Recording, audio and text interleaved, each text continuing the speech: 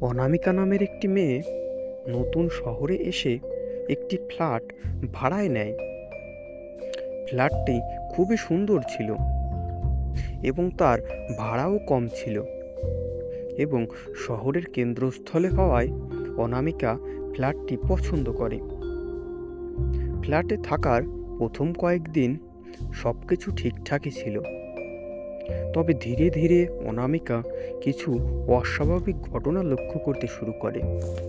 রাতে ফ্ল্যাটের করিডোরে কারো পায়ের শব্দ শোনা যেত, অথচ কাউকেই দেখা যেত না। একদিন রাতে অনামিকা ঘুমিয়েছিল। হঠাৎ তার মনে হলো কেউ যেন তার হাত ধরে টানছে। সে জেগে ওঠে এবং দেখে কেউ নেই, কিন্তু তার হাত এখনো ঠান্ডা হয়ে আছে। এরপর থেকে অনামিকা প্রায় রাতে দুঃস্বপ্ন দেখত। সে দেখত যেন কেউ তার ঘরে ঢুকছে এবং তাকে ভয় দেখাচ্ছে। অনামিকা বুঝতে পারছিল যে ফ্ল্যাটটিতে কিছু একটা সমস্যা আছে।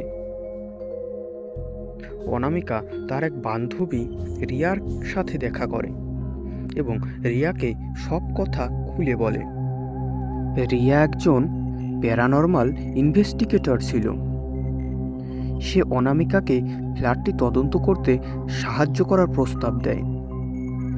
পরের দিন রিয়া আর অনামিকার ফ্ল্যাটে আসে। তারা দুজনে মিলে ফ্ল্যাটটি ভালোভাবে দেখে।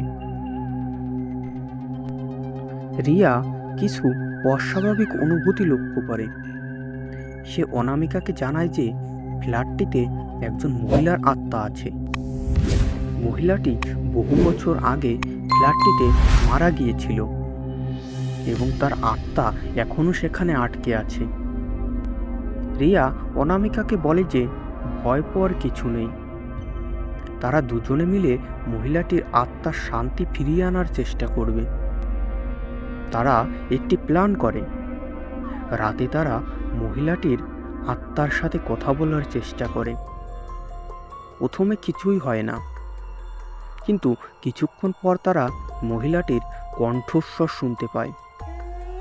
মহিলাটি তাদের জানায় যে সে শান্তিতে নেই। সে চায় যে তার মৃত্যুর রহস্য উন্মোচন করা হোক। মহিলাটি তাদের জানায় যে তাকে খুন করা হয়েছিল। তার স্বামী তাকে সম্পত্তির জন্য হত্যা করেছিল, কিন্তু পুলিশ সেই খুনের কোনো প্রমাণ পায়নি।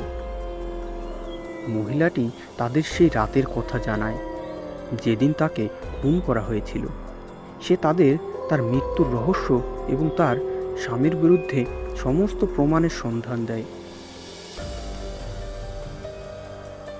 অনামিকা এবং রিয়া পুলিশকে সব কথা জানায়। পুলিশ মহিলার স্বামীকে গ্রেপ্তার করে। সে তার অপরাধ স্বীকার করে। মহিলার আত্মার শান্তি ফিরে আসে। অনামিকা এবং রিয়াও নিশ্চিন্ত হয়। তারা বুঝতে পারে যে তাদের ভয় পাওয়ার আর কোনো কারণ নেই। কিন্তু এই ঘটনার পর অনামিকা ফ্ল্যাটটি ছেড়ে দেয়। সে অন্য একটি ফ্ল্যাটে চলে যায়। তবে সে কখনো সেই ভুতুড়ে ফ্ল্যাটের কথা ভুলতে পারেনি। ভিডিওটি যদি আপনাদের ভালো লাগে তবে অবশ্যই লাইক করবেন এবং কমেন্টে আপনাদের মূল্যবান মতামতটি জানাবেন। আর এরকম ভিডিও দেখতে আমাদের চ্যানেলটি সাবস্ক্রাইব করে রাখবেন। ধন্যবাদ।